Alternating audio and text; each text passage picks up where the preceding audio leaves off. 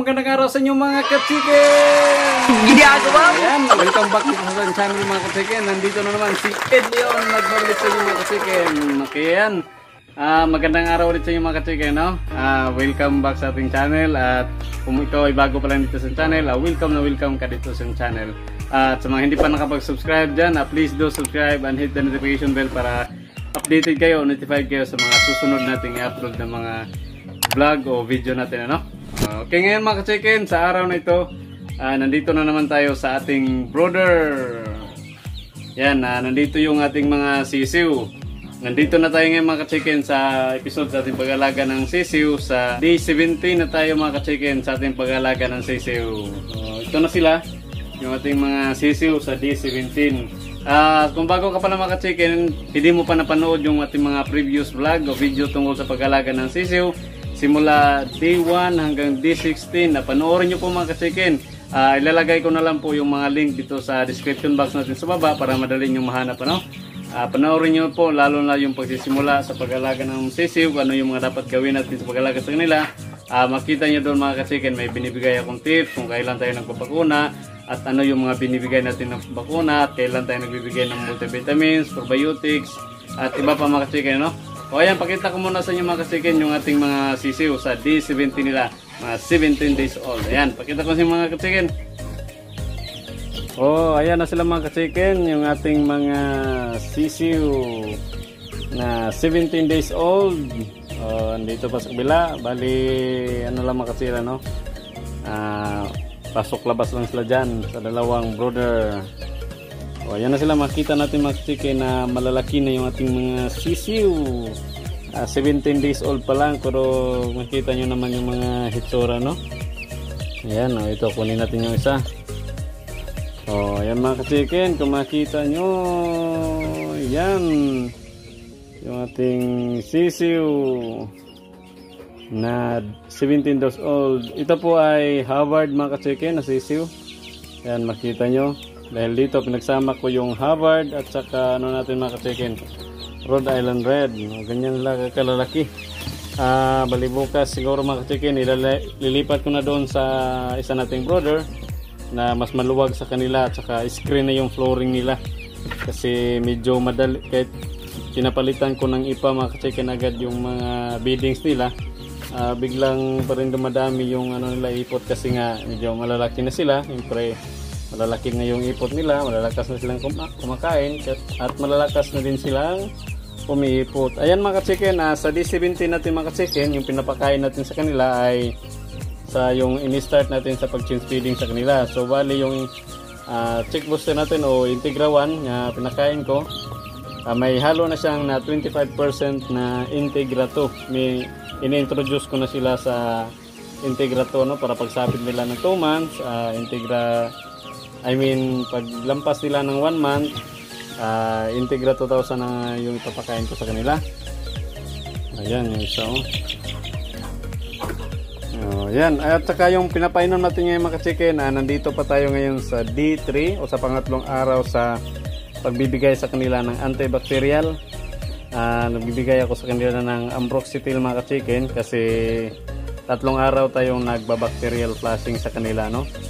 Simula nung day 15, day 16 hanggang ngayon day 17, pangatlong araw nagbibigay tayo sa kanila ng antibacterial para sigurado tayo mga chicken na kung may mga nakapasok na mga bakterya sa kanila, hindi naman natin yan maiwasan, para maalis natin, para hindi pa magkuko sa kanila ng sakit o pagka walang ganang kumain o pagkabansot o maripan nilang kamatay. Kaya mga ka-chicken, nakakatuwa talaga sila. Medyo mas sikip na sila mga ka-chicken, no? Sa mga nakasubaybay dyan mga ka-chicken, simula day 1 natin, tingnan nyo na yung difference nila mga ka-chicken nung day 1 nila hanggang ngayon. Yan, medyo talaga mga ka-chicken. Ayan, mga maliliksi pa mga ka-chicken. Pag ganyan mga ka-chicken yung ating mga sisiw, ibig sabihin niya mga ka-chicken, yan yung sign na sila ay maliliksi, malulusog. Ayan, pag makita natin na naglulugmok lang yung ating mga sisiw, nandun lang sa gilid, natutulog, pumapikit yung mata, ibig sabihin niya mga ka-chicken, may dinaramdam niya ang ating mga sisiw. Sibiling may sakit yan. Pero pag ganito mga ka-chicken, nakita natin na palipad-lipad pa sila, nakikipag pa sila sa mga kasapan nila, nakikipaglaro pa, ibig sabihin niya na yung nasisiyo natin ay maliliksi sila mga ka-chicken, no? Yan, makita nyo naman yung itsura. Yun, habard yun. Yun, nakatuwa talaga mga ka-chicken. Kaya subaybayan nyo talaga mga ka-chicken yung episode natin ito sa pag-alaga ng sisiw. Kasi sishare ko sa inyo araw-araw hanggang sa paglaki nila ng ating mga sisiw para makita nyo, masubaybayan nyo kung paano pag-alaga ng sisiw. At kung ano din yung mga binibigay natin sa kanila na pagkain, painom, vitamins, bakuna, pagpurga kung kailan, at anong ibibigay natin, tulungan, kailangan lang init. Lahat mga ka-chicken, isi-share ko sa inyo mga ka-chicken. Babahagi ko sa inyo lahat. Kasi nga, gusto ko din makatulong sa inyo, lalo na doon sa mga nagsisimula pa lang sa pagmamanokan mga ka-chicken. Malaking tulong ito, binabahagi natin, sinishare natin yung ating natutunan dito sa ating experience. Ika nga'y mas mabuti na makinig tayo sa mga mas nauna pa na gumawa kung ano yung ginagawa nila at gusto natin gawin para kung ano mang mga pagkakamali, hindi na natin magagawa. Magagawa na natin yung tama.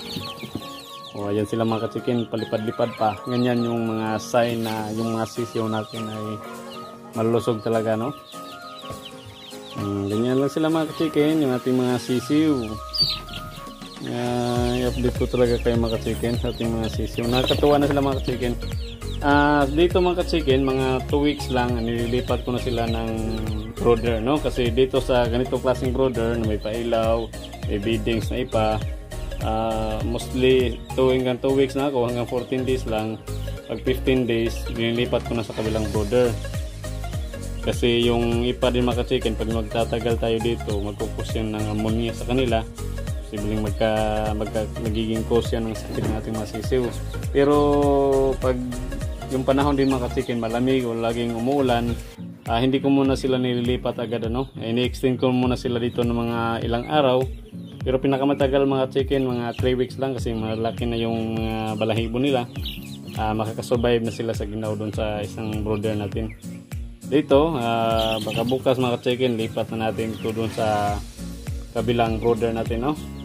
Para makita nyo talaga mga chicken, para masubaybayan nyo yung ating pag-aalaga ng mga sisiw. Ayan. Diyos mga chicken, nakakatuwa sila.